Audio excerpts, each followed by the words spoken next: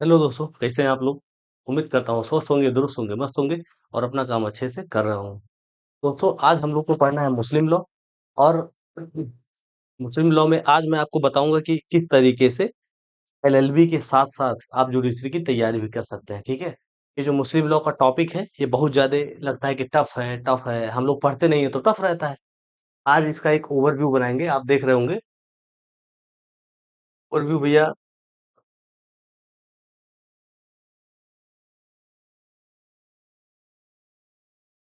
आज हम लोग इसका एक ओवरव्यू बनाएंगे और देखेंगे कि कितने भी टॉपिक्स हम लोग को जुडिशरी में पढ़ने हैं। ठीक है? Total topics.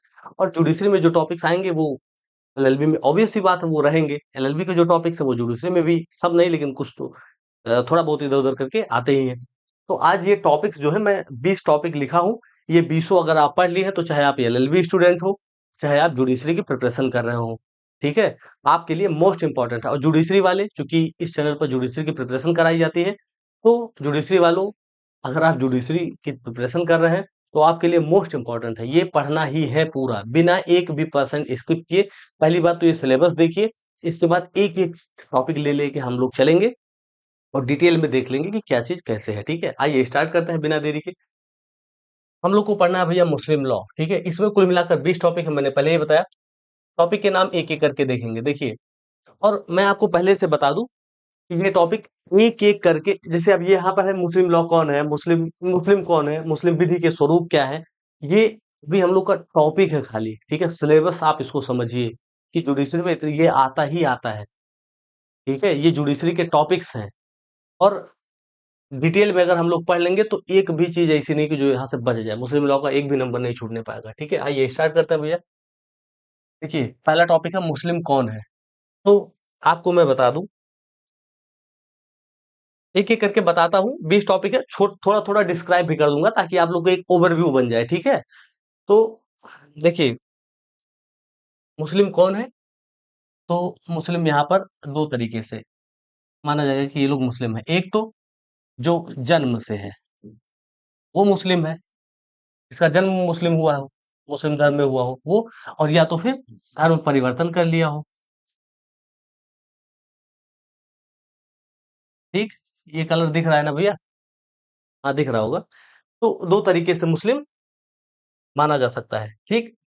अब दूसरा टॉपिक है मुस्लिम विधि के स्रोत क्या है, ठीक है? स्वरूप, स्वरूप क्या है। ठीक है? ये स्वरूप। तो ये स्वरूप जो है, ये दो है। एक तो इधर ही कर लेता हूँ। स्वरूप देखिए भैया कैसे है। ये लिखता हूँ। स्वरूप को भी हम लोग दो भागों में डिवाइड कर सकते हैं। इसका पूरा मतलब इसकी बॉडी कैसी है, मुस्लिम लॉ का बॉडी कैसा है। तो देखिए, मुस्लिम लॉ की बॉडी जो है, एक तो शरीयत, मुस्लिम लॉ पूरा शरीयत के हिसाब से चलती है। या तो फिक्ह, यानी कि जो लौकिक विधि है, आज मानव तार्किक शक्ति पर आधारित है, वो जो मॉडर्न तरीके का जो है। देखिए, एक तो शरीयत है, ठीक, और दूसरा है फिक्ह। ठीक? शरीयत का मतलब जैसे पुराने, जैसे अल्लाह के द्वारा निर्देशित जो भी है कानून, जैसे कुरान है, अहादीस है, सुन्ना है, कियास है, ये सब है। ठीक है? एग्जाम्पल में मैं लिख देता हूँ। नंबर एक कुरान, नंबर दो अहदीस, ऐसे फिर सुन्ना, फिर कियास, ये सब है। ठीक है? और फिक्र में कौन है? मानव निर्मित, मानव निर्मित या मानव तर्क शक्ति पर आधारित।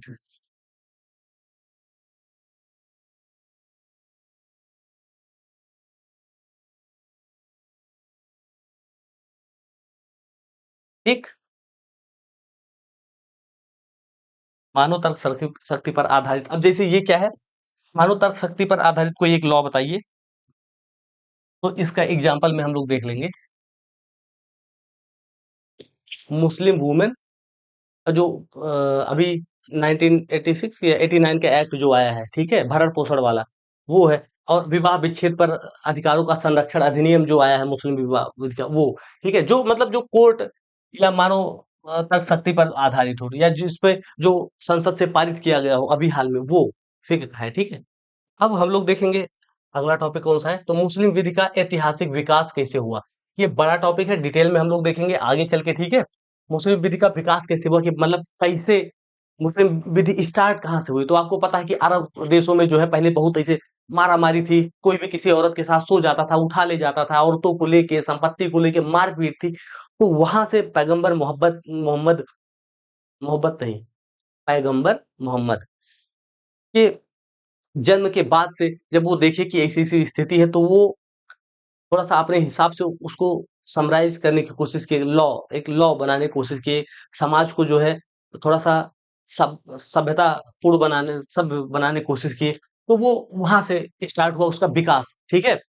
पता है अरब समाज जो है पूरे 2 वर्गों में डिवाइडेड था पहले। मतलब मुस्लिम समाज पहले 2 वर्गों में डिवाइडेड था। अरब में ही रहते थे ये लोग। तो एक तो घूम-घूम कर अपना जीवन यापन करते थे और एक लोग व्यापारी वर्ग लोग थे जो इकट्ठे रहते थे। तो यहीं से स्टार्ट है ऐतिहासिक विकास जो है, मैं आपको डिटेल में बताऊँगा जब टॉपिक ये स्टार्ट करेंगे। आगे देखिए विचारधाराएँ क्या हैं? कि विचारधाराएँ स्कूल्स कौन से मुस्लिम में कितनी विचारधाराएँ हैं? ये भी टॉपिक बड़ा है, बहुत अच्छा टॉपिक है, बहुत इंपॉर्टेंट है। ये भी आगे बताएँगे, ठीक है? 5वां है मुस्लिम विधि के स्रोत हैं। तो कौन-कौन से स्रोत हैं मुस्लिम विधि के? ये आप लोग देखेंगे, ठीक? हाँ भैया। मुस्लिम विधि के स्रोत क्या हैं? ये हम लोग देखेंगे। ऐसे ओवरव्यू बना देता हूँ आइए। देखिए, स्रोत आप जान लीजिए, एक तो प्राथमिक स्रोत है, प्राथमिक, और एक है द्वितीयक। मैंने आपको पहले ही बताया था ना ऊपर, कि फ़िक्र है, शरीयत, प्राथमिक स्रोत जो अल्लाह द्वारा, जैसे कुरान, ठीक है? ये द्वितीयक या गौड़ जो मानव निर्मित हो, ठीक है? वही मैंने आपको पहले ही बताया था। ये है। इसके बाद है इमाम और खलीफा, इसके बारे में पढ़ेंगे हम लोग। 12 इमाम 4 खलीफा हुए थे, आप लोग को पहले ही पता होगा, नहीं पता होगा तो जान लीजिए। इसके बारे में फुल डिटेल में पढ़ेंगे, मतलब आपको ये टॉपिक्स पढ़ने ही, 20 टॉपिक है, 20 टॉपिक पढ़ने हैं। बहुत अच्छे टॉपिक्स हैं, बड़ा मजा आता है, इंटरेस्टिंग है, ठीक है। पढ़ेंगे एक एक करके। पहले थोड़ा सा सिलेबस देख लेते हैं, उसके बाद क्या है, ये सुन्नी और शिया लॉ हम लोग पढ़ेंगे मुस्लिम विधि में। वो मुस्लिम विधि दो जैसे पैगंबर मोहम्मद के पर्दा करने के बाद, पर्दा की स्थिति के बाद, मतलब पर्दा का मतलब होता है उनके देहांत के बाद, उनकी मृत्यु के बाद। पैगंबर मोहम्मद मोहम्मद जो है, उनके पर्दा के बाद जो है मुस्लिम अ, 2 विचारधाराओं में बँट गया, अलग-अलग विचारधारा हो गए। एक तो उनके दामाद, पैगंबर मोहम्मद के दामाद लीड कर रहे थे, और एक उनके ससुर जी लीड कर रहे थे। मतलब उनकी छोटी बेटी, मतलब उनकी छोटी बेगम जो थी, पैगंबर मोहम्मद की छोटी बेगम, उनके पिता, ठीक है? तो उनके ससुर जी हुए, तो उनके ससुर जी लीड कर रहे थे, ठीक है? तो ये ये जो लीड कर रहे थे उसको सुन्नी कहा गया, ये जो लीड कर रहे थे उसको शिया कहा गया, ठीक है? तो इसके बारे में डिटेल में पढ़ेंगे हम लोग, ये तो हो गया। अब आगे चलते हैं, ये देखिए, 8वां है मुस्लिम होने की जाँच, ठीक है? एक मिनट रुकिए ज़रा।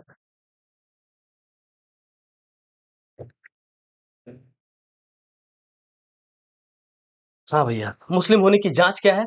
तो जाँच है भैया, मैं आपको थोड़ा-सा इसे डिटेल कर देता हूँ। मुस्लिम होने की जाँच क्या है?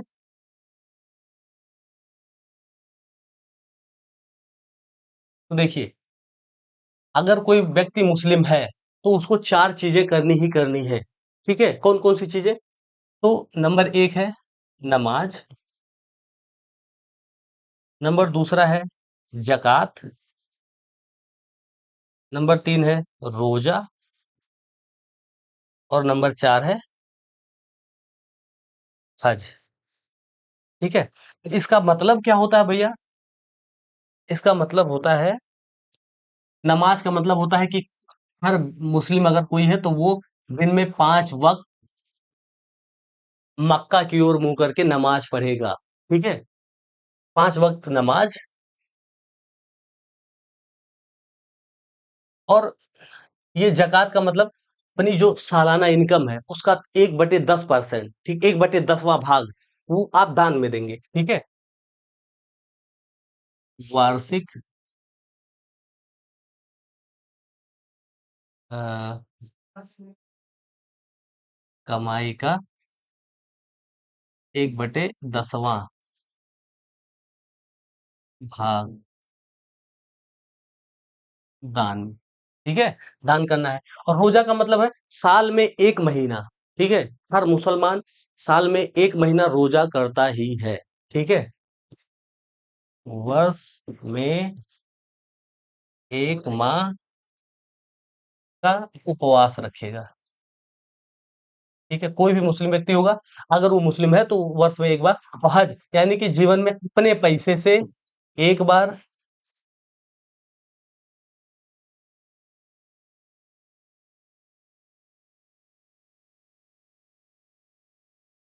मक्का और मदीना की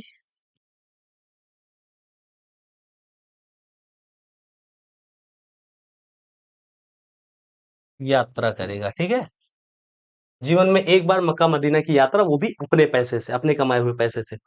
अगर कोई व्यक्ति मुस्लिम है तो ये चार चीजें होंगी ही होंगी। अभी आगे आपको एक टॉपिक और मिलेगा, मुस्लिम होने की वास्तविक जांच क्या है, तब आएगा तो देखेंगे। आइए पहले ये देखते हैं। ठीक है, तो मुस्लिम होने की जांच क्या है, तो मैंने आपको चार चीज बताई है कि नमाज, जकात, रोजा और हज। अब यही पे है, नौवां टॉपिक है मुस्लिम होने की वास्तविक जांच क्या है। तो आइए वो भी बता देते हैं। तो ये तो मुस्लिम होने की जांच है। और वास्तविक जांच का मतलब क्या है, कि वो व्यक्ति जो है क्या करेगा, तौहीद में विश्वास रखेगा। तौहीद में, तौहीद में विश्वास। कोई भी व्यक्ति है अगर उसको तौहीद में विश्वास है, ठीक है, तौहीद में, तब वो मुसलमान है। अब तौहीद का क्या मतलब होता है, तो मैं आपको बताता हूँ। तौहीद का मतलब होता है भैया,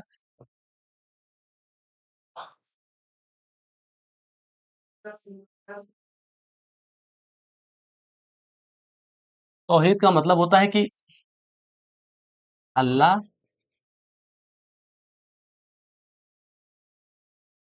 अल्लाह ही एकमात्र ईश्वर है। ठीक है, अल्लाह ही एकमात्र ईश्वर है। और पैगंबर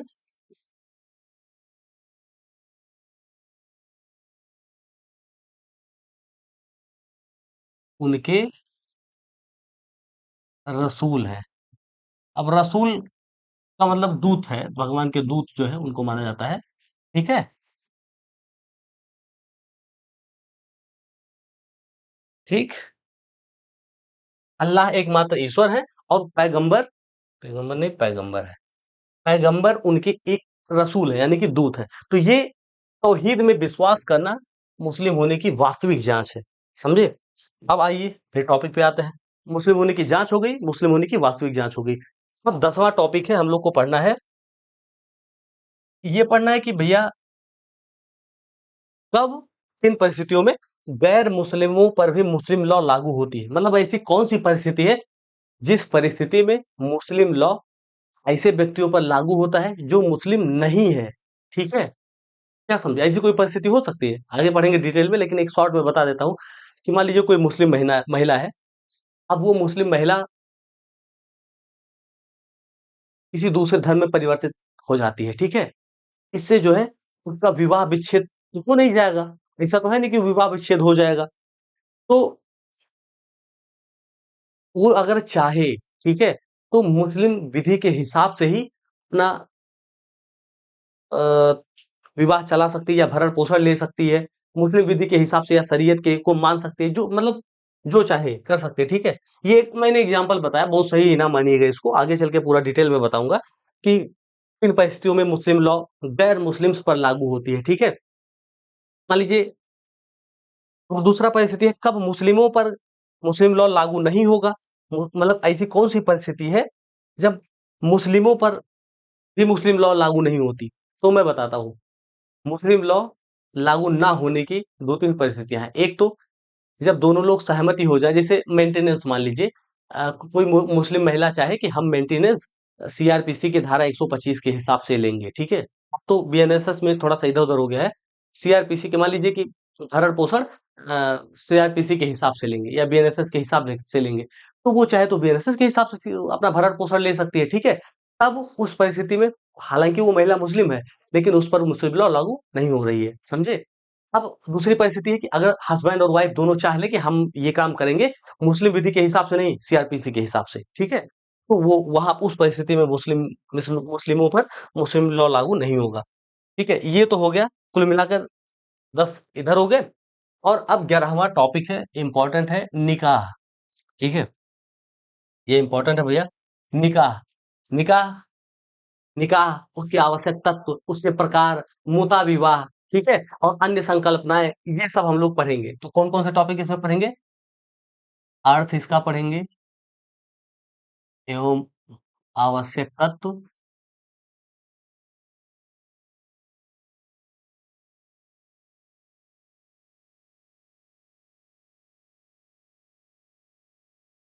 ठीक है, अर्थ एवं आवश्यक तत्व पढ़ेंगे।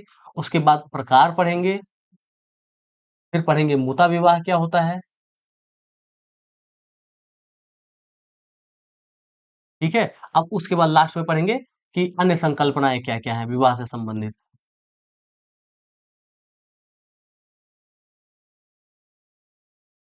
ठीक। तो ये चार चीज हम लोग निकाह में पढ़ेंगे। अब डॉवर क्या चीज होता है? निकाह का मतलब होता है विवाह, ठीक है, जैसे हिंदू मैरिज एक्ट में विवाह कहते हैं हिंदू के हिसाब से, इसमें कहते हैं निकाह, ठीक है। तो इसमें कोई बड़ी बात नहीं है। 12वां टॉपिक है डॉवर। डॉवर किसे कहते हैं? मेहर। तो आपको पता होगा मुस्लिम विधि में जब मतलब अकॉर्डिंग टू मुस्लिम्स, जब उनका निकाह होता है तो मतलब औरतों को सम्मान के रूप में कुछ राशि दी जाती है, ठीक है। क्या है डिटेल में आगे देखेंगे, अभी तो यहाँ पर एक ऐसे ओवरव्यू बना रहा है, तो उसी को, उसी सम्मान की राशि को, ठीक है, डॉवर कहते हैं, ठीक। तलाक, तलाक के बारे में, तलाक, विवाह विच्छेद, इसके बारे में प्रावधान पढ़ेंगे, ठीक है, फुल डिटेल में। ये मोस्ट इंपॉर्टेंट ये दोनों है, ये निकाह और तलाक तो ऑब्वियस सी बात है। फिर भरण पोषण, मेंटेनेंस, मुस्लिम में, हिंदू में तो हिंदू मैरिज एक्ट आपका चैनल पर है वीडियो, अगर देखे हो तो ठीक, नहीं तो जाके देख लीजिए। वहां पर मैंने सब कुछ डिफाइन किया है अच्छे से, ठीक है। भरण पोषण का क्या मतलब है? तो भरण पोषण मेंटेनेंस कौन कौन ले सकता है? तो पत्नी ले सकती है, बच्चे ले सकते हैं, माता पिता ले सकते हैं, हस्बैंड भी ले सकता है किसी परिस्थिति में। ये सब है भरण पोषण में, हम लोग डिटेल में पढ़ेंगे। फिर संरक्षकता, कौन संरक्षक बन सकता है, संरक्षकता किसको मिलेगी, ठीक है, लड़की है तो उसके लिए किसको मिलेगी संरक्षकता। और अगर लड़का है मतलब बच्चा है, मेल बेबी है, तो उस परिस्थिति में किसको संरक्षकता मिलेगी, ठीक है। इसके बारे में प्रावधान हम लोग पढ़ेंगे डिटेल में। अब हिबा देखिए, 16वां पॉइंट है हिबा। हिबा का क्या मतलब होता है? हिबा का तो भैया मतलब होता है दान, ठीक है। हिंदी में अगर आप इसको देखेंगे तो इसका मतलब होता है दान। स्वेच्छा से अगर कोई व्यक्ति अपनी संपत्ति किसी को गिफ्ट कर दे तो उसको कहते हैं दान, ठीक है। ये भी पढ़ेंगे डिटेल में। 17वां पॉइंट है वसीयत। वसीयत यानी कि विल। वसीयत क्या होता है? हिंदू में तो आपने पढ़ा ही है, वसीयत जानते भी होंगे, मुस्लिम में भी ये वही का। देखिए पता है हिंदू और मुस्लिम लॉ दोनों लगभग मतलब सेम है, कुछ सेम है। स्वरूप क्या है देखिए, टॉपिक सब कुछ वही है, सब वही है। हिंदू कौन है उसमें है, हिंदू कौन है, फिर उसके बाद हिंदू विधि के स्वरूप क्या है, ऐतिहासिक विकास भी पढ़ेंगे। ये तो विचारधारा उसमें नहीं है। हिंदू विधि के स्रोत क्या क्या है वो भी इंपॉर्टेंट है। इमाम खलीफा उसमें नहीं है, सुन्नी शिया उसमें नहीं है। और मुस्लिम हिंदू होने की जांच इसमें है, वास्तविक जांच है, उसमें हिंदू कौन है वो तो उसी में सब आ जाता है। उसके बाद कब हिंदू विधि पर, ये भी इंपॉर्टेंट है कि हिंदू विधि क्या सभी हिंदुओं पर लागू होती है? हाँ तो लागू होती है, इसमें ये कंसेप्ट उसमें नहीं है। निकाह यानी कि विवाह हिंदू विधि में भी है। और गौर मेहर ये नहीं है, ये नहीं है वहां पर। तलाक ऑब्वियस सी बात है, धारा 13 जान ही रहे हैं। भरण पोषण ये भी है, संरक्षकता ये भी है, दान ये भी है, वसीयत ये भी है, वक्फ और मुल्तवी मुतवल्ली ये नहीं है, तो उसमें पुजारी है। मुतवल्ली जैसे यहाँ पर है उसमें पुजारी है, ठीक है। अब वक्फ दान में दी गई संपत्ति भगवान के काम के लिए, और उसके बाद हक सुबह पूर्व क्रियाधिकार ये उसमें नहीं है, उत्तराधिकार उसमें है ही है, ठीक है। तो एकदम सेम है, थोड़ा बहुत इधर उधर है।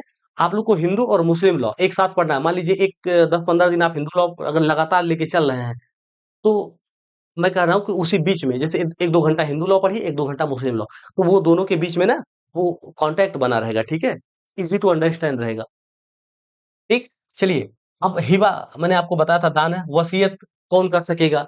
1/10 प्रॉपर्टी का वसीयत किया जा सके, 1/3 का किया जा सकेगा, 1/10 का किया जा सकेगा, 1/20 का, कि सारी प्रॉपर्टी का वसीयत किया जा सकेगा। ये सब हम लोग डिटेल में पढ़ेंगे। ठीक है, अब 18वां है वक्फ।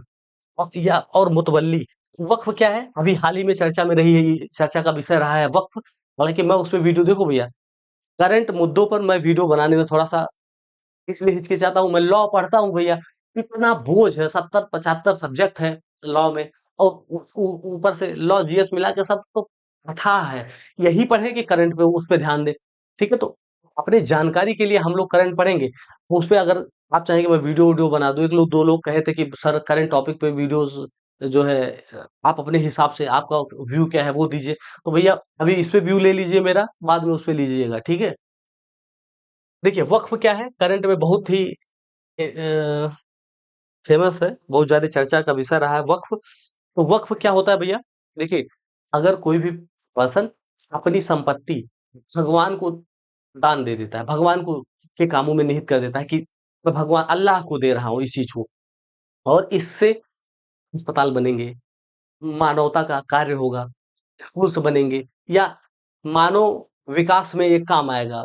ठीक है, तो ये जो है इसी को वक्फ कहते हैं। और उसकी जो रखवाली करता है, मतलब वक्फ को देख रेख करता है वक्फ संपत्तियों का, उसको कहते हैं मुतवल्ली। ठीक है, डिटेल में पढ़ेंगे एक एक शब्द। अगर मान लीजिए मुझसे, मेरे मुंह से कुछ गलती से इधर उधर, थोड़ा सा इधर उधर निकल जाए, तो आप उसको please try to understand, I am not a god, I am a human being like you.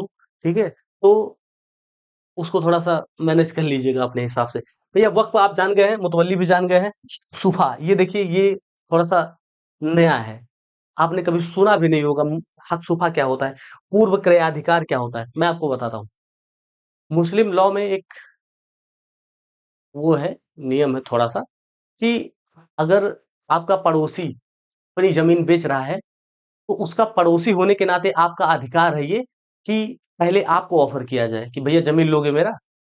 नहीं लोगे, नहीं खरीदोगे तो मैं किसी और को बेचूँगा, ठीक है? इसको कहते हैं हक़ सुफ़ा, यानी कि आपका हक़ है। पड़ोसी होने के नाते आपका हक़ है कि अगर वो अपनी संपत्ति बेच रहा है, तो पहले वो आपको ऑफ़र करे, खरीदने के लिए। फिर वो किसी और को ऑफ़र करे, अगर आप अनेबल टू बाय हैं, परचेज़ है, ठीक है?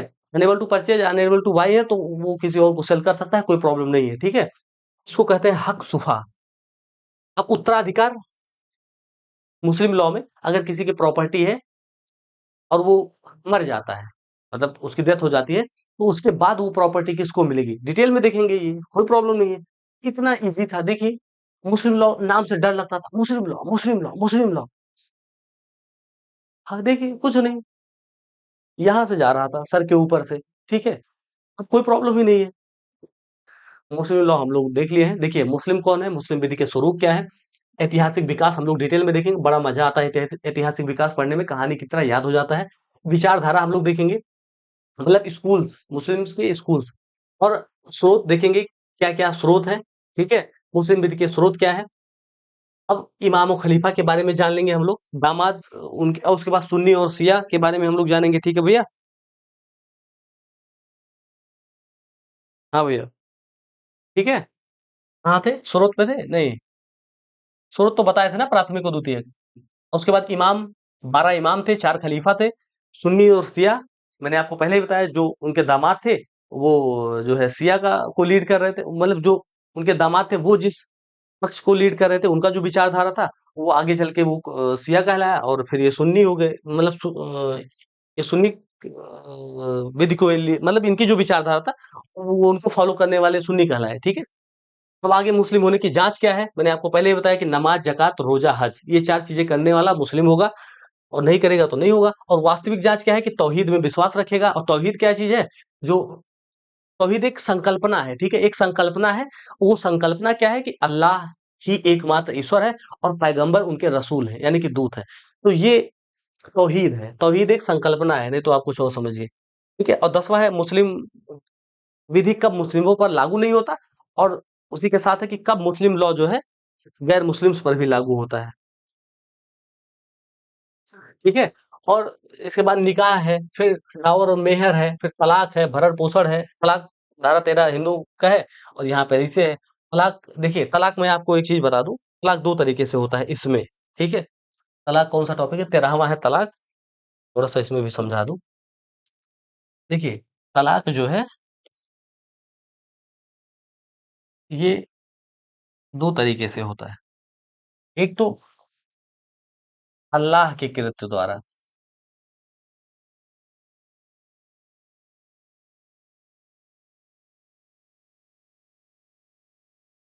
ठीक है?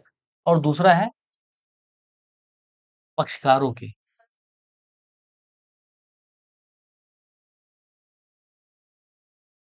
कृत्य द्वारा, ठीक? अल्लाह के कृत्य द्वारा का क्या मतलब है कि मान लीजिए मृत्यु हो गई, तो ये अल्लाह का कृत्य है, ठीक है? और पक्षकारों का कृत्य क्या है कि एक तो पति द्वारा, एक तो पत्नी द्वारा और तीसरा सहमति से। ठीक है, इसकी क्या परिस्थितियां हैं ये डिटेल में हम लोग पढ़ेंगे। पहले आप देख लीजिए, तलाक दो प्रकार से होता है, एक अल्लाह के कृत्य द्वारा जैसे मृत्यु, और पक्षकारों के कृत्य द्वारा जैसे कि कोई ऐसा काम कर दिए जो कि मना किया गया हो, तलाक का आधार बनता हो उससे, उस काम से। तो ये सब है, बाकी कोई प्रॉब्लम नहीं है। तलाक हो गया, भरण पोषण हो गया, संरक्षकता हो गया, हिबा हो गया, वसीयत हो गया, वक्फ और मुतवल्ली हो गया, हक़-शुफ़ा और या पूर्व क्रयाधिकार दोनों एक ही है। हक़-शुफ़ा क्या है? वो भी हो गया। उत्तराधिकार क्या है? ईज़ी, नो प्रॉब्लम, ठीक है? अब हाँ, भैया, अगर आप इस चैनल पर नए हैं तो प्लीज़ चैनल को सब्सक्राइब ज़रूर करिएगा। आपको आपकी अम्मी की कसम, आपकी माँ की, मम्मी की कसम, मज़ाक था ये। आपको सब्सक्राइब करने की ज़रूरत नहीं है। अगर आपको वीडियो पसंद आए तो लाइक भी ना करिए, कोई प्रॉब्लम नहीं, पढ़ के आराम से निकलिए, बस पढ़ते रहिए लेकिन, ठीक है? अगर आप चाहते हैं कि मेरा मोटिवेशन बढ़े तो सब्सक्राइब कर दीजिए और इस वीडियो को अपने स्टेटस पर ज़रूर लगाइए ताकि वो लोग जो डरते हो मुस्लिम लॉ से, आपके दोस्त, उनको भी उन तक वीडियो ये पहुँचे ज़रूर। और अगर आप चाहें तो स्क्रीनशॉट ले सकते हैं भैया, ठीक है? स्क्रीनशॉट ले लीजिए ताकि ईज़ी रहे पढ़ने में। और नहीं तो कहेंगे मैं पीडीएफ दे दूँगा भाई, कोई प्रॉब्लम नहीं है, ठीक है? चलिए मिलते हैं नेक्स्ट वीडियो में, तब तक के लिए अपना ख्याल रखिए। टेक केयर, बाय बाय, जय हिंद।